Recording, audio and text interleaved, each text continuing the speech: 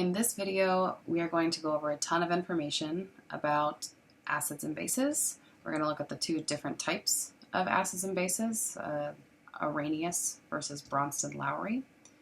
And we are also going to look at some actual equations with them. It's a lot of information, so buckle up.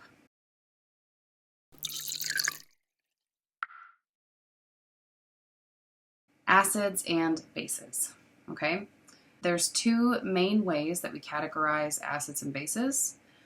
They are named after the scientists who came up with how to define them this way. So there are, I always misspell his name, Arrhenius. Arrhenius acids and bases, and Bronsted-Lowry, okay? Two scientists, two ways to describe acids, bases. We have to learn both of them. You will absolutely need to know how to identify if one is an Arrhenius acid or a Bronsted-Lowry acid or both. Okay? Actually, Bronsted, his O has a little slash. Fun fact. Okay? All right. Rather than kind of go side-by-side comparison right now, I think it would probably be easier to just do one at a time. Arrhenius acids and bases, and in general. Okay, these will be defined by what they form in water. Okay, so the way Arrhenius is kind of, well, at least the way I like to think about it, okay, Arrhenius acids and bases are defined by the ions that they form in water. Okay, so Arrhenius acid is going to be a hydrogen-containing substance that will produce an H+ ion. It has to be in water. Okay? Arrhenius acids are only in water. Arrhenius bases only in water. Cool. And Arrhenius bases have to be OH, hydroxide containing substance that will produce a hydroxide ion. Also must be in water. Okay, so far so good. All right, so you can just start thinking of things that are acids, like HCl. If I put that into water, it's going to ionize. I'm going to get that H+ ion. Cool, that's an Arrhenius acid. Okay, anything that has an OH- that will actually dissociate. So you actually need to know how to use your electrolyte table. Yay! You can see why we do that in solutions first, right? So that gets applied here, okay? But it's something like NaOH, sodium hydroxide, that will be aqueous. Basically, when it says in water, that means whatever this substance is, it must be aqueous. Okay, so when I put it into water, it has to be able to dissociate or ionize or whatever to form aqueous, an aqueous solution. It can't stay solid. It's not going to be a gas. You get it. On we go. Kind of properties that we talk about for Arrhenius acids or bases, or just acids and bases in general. All right, these guys are going to be sour. Acids are sour. They have a red litmus paper. It is corrosive, and it has a pH that is less than 7. These are all acidic things. Okay, base is going to be the polar opposite, right? The exact opposite. So instead of it sour, bases will have a bitter taste. Instead of having a red litmus paper, bases will have a blue litmus paper. And instead of it being corrosive, it's slippery, like soap, because soap is basic. Yay! Fun extra fact, it's not technically the base itself that is slippery, it's the base reacting with the oils on your hand that make it slippery. We're nerds, so we like that information. Okay, but that's a good defining quality. If something's an acid or a base, slippery would be base. And it would have a pH that is greater than 7. Cool. On we go to the next stuff. Okay, let's look at some actual examples. HNO3, and these are going to be equilibrium reactions, okay? So HNO3 is going to be a liquid. I put it into water. So sometimes you'll see for your Arrhenius acid-base reactions, you'll see water written above your actual arrows for your reaction, saying that this is placed into water, okay? And then what happens is this guy ionizes, okay? So I'm going to get an H plus ion, right? It's going to break apart, which would be aqueous. And I would get the nitrate ion, which is also aqueous, okay? So I basically just have the acid break apart. Okay, I don't think you need to see another example of an acid. Why don't we just show KOH. Okay, so potassium hydroxide starts as a solid. If I dunk that thing in water, it is going to split up to have a K plus and an OH minus, a hydroxide. Both of these would be aqueous. Okay, so I can define this as an acid. I can define, I mean, it's called nitric acid, right? But I can define it as an acid because this H plus ion was formed. Okay, I can define KOH, potassium hydroxide, as a base because the OH minus was formed. Arrhenius's kind of definition of acid and base was fine when you're talking about water, because all of this is happening in water, okay? But then all of a sudden we're having this problem because you get some solutions that aren't in water, and you put the pH, you do some kind of pH test, you have an indicator, you have litmus paper, and it's acidic, or the solution is basic. It's like, well, that's not kind of fitting with our definition here because these have to be in water. I have to have this H plus ion. What is going on? We need a broader definition. Sometimes they even had things that didn't produce an OH minus ion, and it was still basic. Like, whoa, what's happening? So this very smart guy comes along, and he just broadens the definition for us, which is the definition that I personally like, okay? Not that that matters to you, but the more you know, okay? So for Bronsted-Lowry, he says, in general, an acid is going to be a substance that donates an H plus ion, okay? We call them proton donors. And a base would be the opposite, okay? It'll be a substance that accepts the H plus ion, or the proton acceptor, okay? This is the main difference, this part, the base, okay? For Arrhenius, the base has to have an OH minus. Their definition for acid is pretty much the same, right? Arrhenius says you give off an H plus. Bronsted-Lowry says you give off an H plus. You're a proton donor, right? But the base definition is what's different, okay? And I actually like this one much better. And the reason that we call them proton acceptors and proton donors is because the H plus ion, right? I was going to draw out hydrogen. Hydrogen's like Bohr structure, one proton with one little electron floating around, right? So if I have the H plus ion, that means I've gotten rid of my electron. So H plus is literally one proton floating around. It's weird to think about when you think about it like this, right? But that's what an H plus ion is. It's literally just a proton. Okay, so a Bronsted-Lowry acid would be a proton donor, so a compound that's going to give away a proton. A Bronsted-Lowry base would be anything that would accept that proton. Some caveats with Bronsted-Lowry, okay? Any reaction with a Bronsted-Lowry acid also has a Bronsted-Lowry base. Okay? They go in pairs.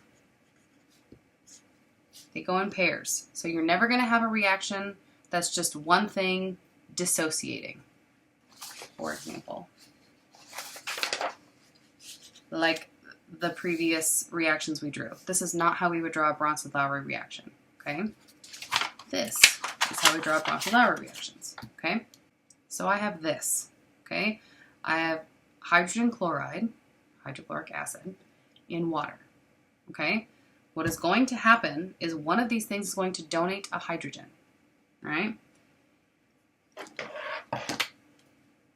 We know hydrochloric acid is an acid. What's actually going to happen is, okay, my hydrogen chloride here is going to donate a proton. It's going to donate this H over to the other guy it's reacting with, in this case water. And it's going to attach to the water. That's what I started with. I'm going to get H3O plus and Cl minus.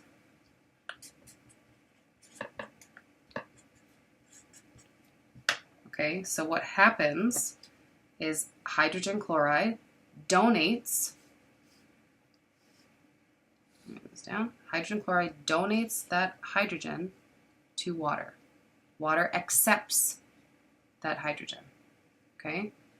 So HCl got rid of the hydrogen, right? It donated away, so that became just chlorine minus. And water accepted it, so instead of H2O, it's now adding another hydrogen, so it's H3O with a positive charge, because it accepted a proton that's +1.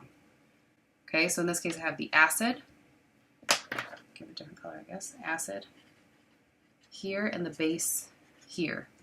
This guy donated the proton, this guy accepted the proton. Now I have two compounds and it's not in water, right? I'm just assuming I'm mixing these two things. Let's say I'm mixing hydrochloric acid into some ammonia, okay? What's going to happen is one of them is going to donate a proton. Well, hydrochloric acid, same thing as before, right? Is going to donate this hydrogen to ammonia, and ammonia will accept it, okay? So this is going to become, put these down again, okay, instead of NH3, it's going to become NH4. So NH4 plus and Cl minus, because this hydrogen was donated to ammonia. This would be the acid, this would be the base. Water was not a necessary part of this reaction for it to happen. Bronsted-Lowry, right? And you can see they go in pairs. You have to have both. You have to have the acid and the base together. Even the base can be water. The acid could be water. Who cares? But you have to have both of them together. We have ionizing versus dissociating. Okay? So technically, right, you're going to ionize with covalent compounds. Okay, and water. So, for example, this is going to be really mainly for your acids, because you have things like HCl, HNO3, H2SO4, off the top of my head, right? So hydrochloric acid, nitric acid, sulfuric acid, all very common acids. We use them in lab, okay? Or we did before we were all stuck at home watching me do stuff in lab, all right? But these are covalently bonded compounds, right? Covalent molecules. So when I put this into water, instead of saying they dissolve or they dissociate, I say they ionize.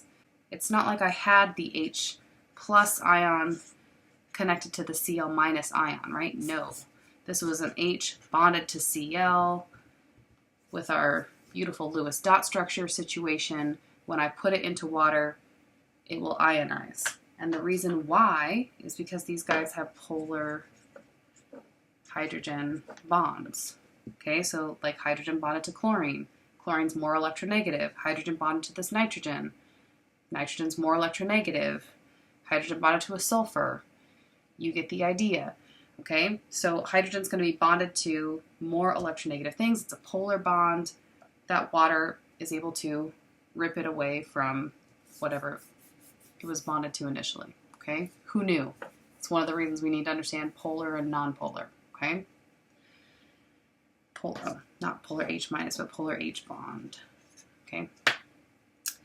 All right, versus dissociating. All right, so I ionize with covalent compounds. I'm going to dissociate with, not covalent, but ionic compounds. Okay, in water.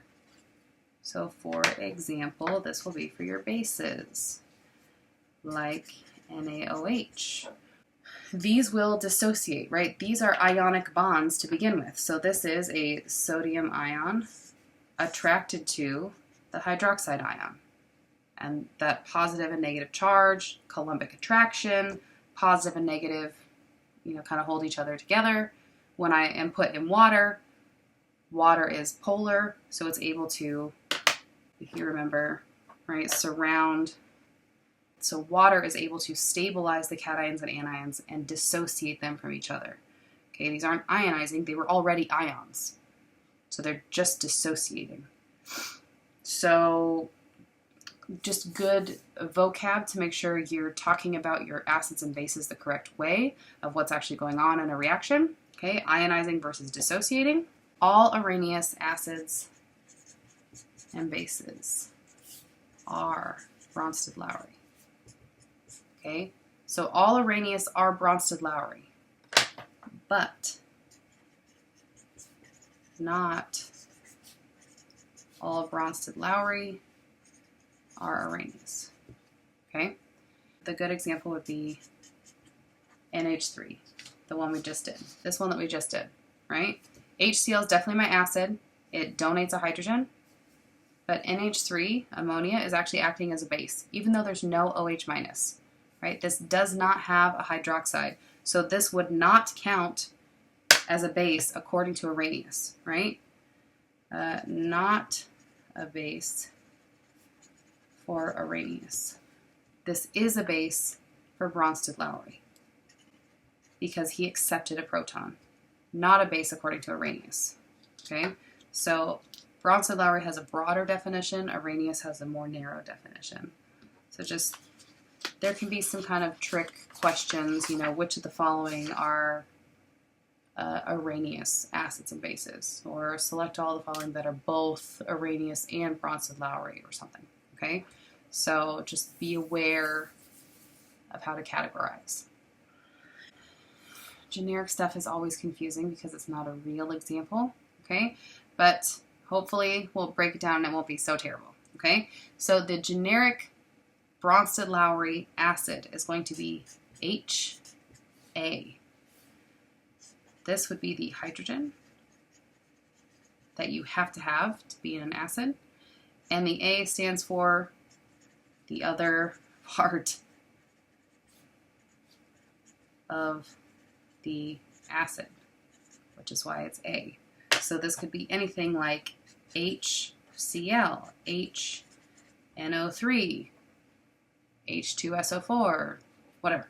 Okay, so I have the H part, that's my hydrogen, and then I have the Cl part, that would be the A. The H part, that's hydrogen, the NO3 is the A. Generic acid, right? A hydrogen attached to some other thing. Okay, versus the generic base is going to be B with a lone pair. Okay, and you do actually want to draw a little colon, right? You're drawing that lone pair. You're showing that there's a lone pair there. And this is important, okay, because this lone pair is where the hydrogen ion is accepted. Okay, so you have to show that the B stands for base and you do have to show the lone pair. And a good example would be like NH3, right? This is what NH3, this is what ammonia looks like. It's literally the one we were just talking about, right? NH3. This is what it looks like. This would count as a base because my generic base would be that NH3, and the nitrogen has that lone pair that the hydrogen, the proton, can attach to, okay? Okay, one last thing I promised is that your H plus ion in water never stays as H plus, okay? So what actually ends up happening is that H plus in water, in H2O, is going to make, this guy's just going to attach to water to make H3O plus, which is called hydronium. Okay, hydronium. So sometimes we can interchangeably talk about the H plus concentration of a solution or the H3O plus concentration of a solution. It means the same thing, relatively. It means the same thing. You're talking about how acidic a solution is by talking about the concentration of H plus or the concentration of H3O plus. How much acid particles are in there. So just know that when you put H plus in water, there's not just a proton free floating, it will attach itself to water. Okay, you will always get this hydronium molecule. You will get H3O plus. Longest video ever.